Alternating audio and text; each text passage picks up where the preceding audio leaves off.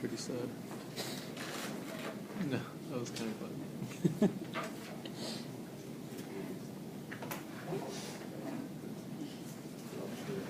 Where is this now? Yeah.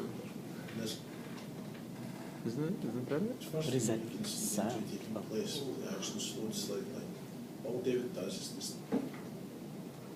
forwards for past the play. The movement was not sudden or violent. It looks quite normal. Unless there's a pre-existing problem with the tendon. He's trying to give us Trying to play. Takes in excess of 12 times body weight. That's over a I just can't look up. weighing 82 kilograms or 13 stone. I wonder if you could hear like the gunshot wound. Doing two jobs at the same time. In other words, it's working against itself. It's helping to keep his knee bent as well as keep his heel off the ground. This is clearly seen when the tendon tears. He can't keep his knee bent and it shoots back straight. Look at this closely a few times. In the freeze frame immediately before the tear, you can see the knee angle is slightly bent.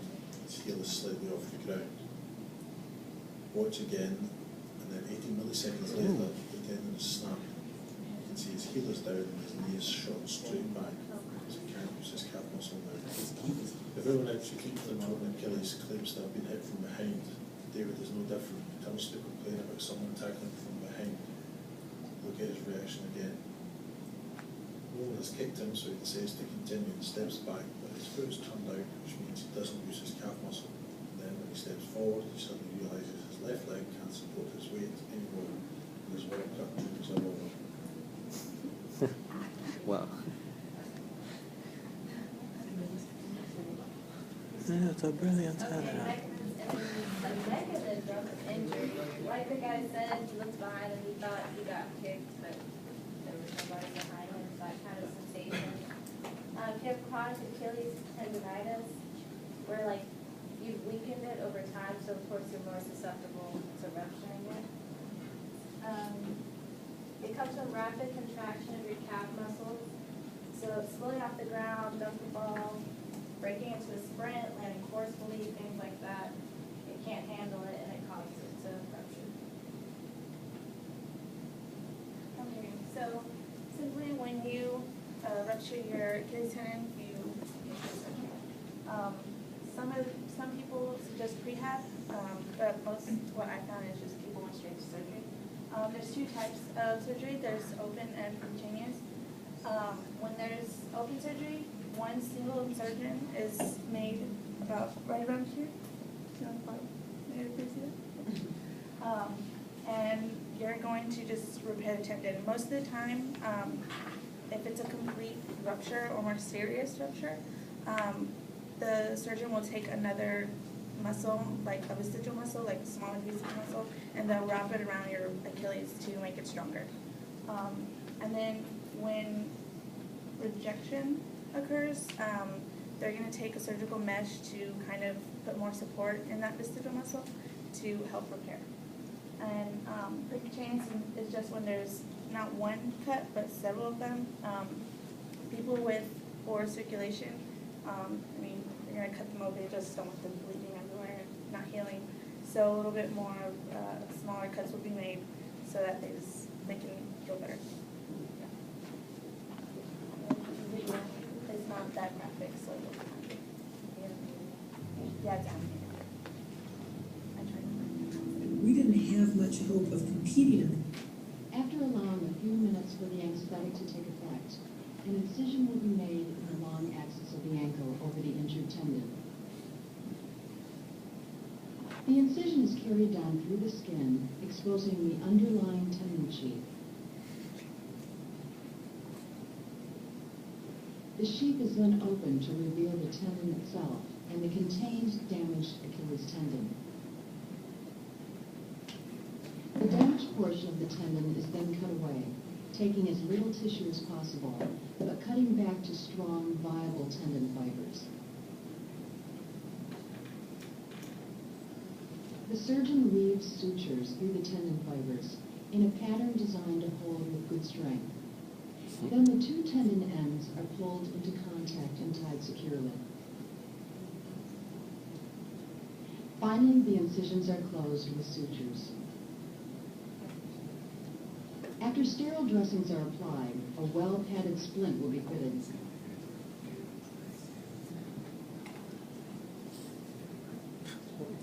Brad Pitt.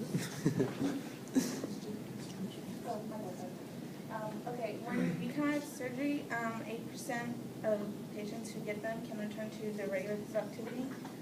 So like your sport, you'll be fine. You just have to follow your rehabilitation. And 5 out of 100 people will rupture the tendon again. So it's just, surgery didn't go well.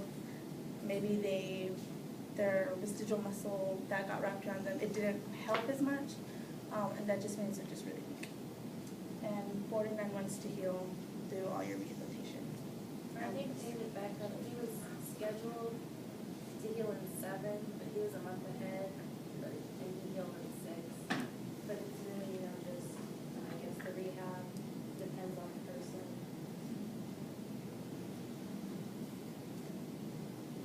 Okay, so it takes about 4 to 9 months, like Alex said, to fully rehabilitate. So we kind of broke rehabilitation down into 5 phases.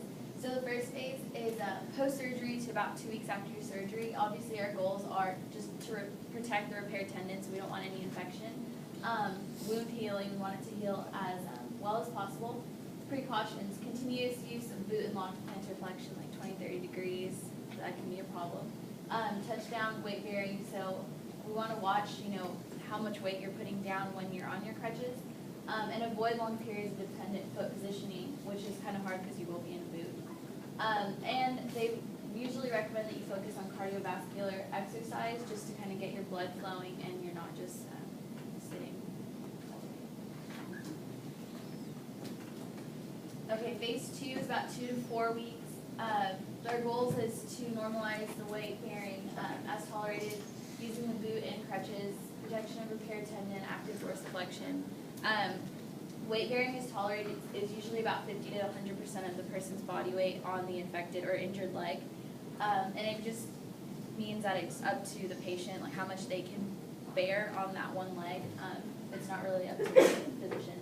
Precautions, continuous use of boot with 0 to 10 degrees plantar flexion, 1 to 2 1/4 inch heel lifts. Again, weight bearing is tolerated based on pain, swelling, wound appearance. Do not soak the incision. Again, we don't want any infection. Continue to do some kind of upper extremity like circuit training just to get your blood flowing. Therapeutic exercises, usually during this phase or this amount of weeks after surgery. Pain-free isometric ankle inversion, eversion, dorsiflexion, and plantar flexion.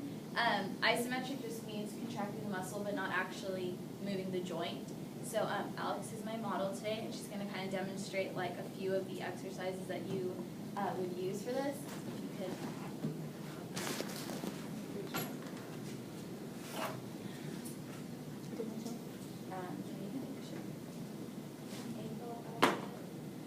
Yeah, there's also open chain hip and core strengthening, pain-free active ankle, range of motion, and which would be like ankle alphabet, ankle pump. So ankle alphabet, she's going to point her toe, and her big toe is going to act as the pen, and usually you'll go through the whole alphabet, or you try spelling their name with your foot, and that helps, obviously, like increase that muscle. Ankle pumps is just pointing and then flexing over and over again. That prevents blood clots. Isometric inversion, if you could face this. So basically what she's going to be doing is trying to push the inside of her ankle into a wall or desk or table or whatever this is, but not moving her hip or not moving anything in her leg, just her foot. Isometric eversion is the same thing, except she's going to be pushing out with her foot, and again, not rotating her hips, not bending her knee, just solely focusing on her ankle. Okay. Dorsiflexion. I still need you. Dorsiflexion, she's going to cross her feet, and she's going to attempt to flex the bottom foot up against the resistance of her top foot. But again, she's trying not to let her foot move, and also not trying to hold her breath, because a lot of times you'll start holding your breath as you're trying to like flex. Do you notice yourself doing that? Like, no? Okay. Well, usually they're maybe it's because they're in pain. Maybe because they're in pain, they're fine. Plantar flexion is she's going to put her foot, the ball of her foot in here, and she's going to be pushing. But again, not moving the foot, not bending her knee, but just pushing the ball of her foot into the wall.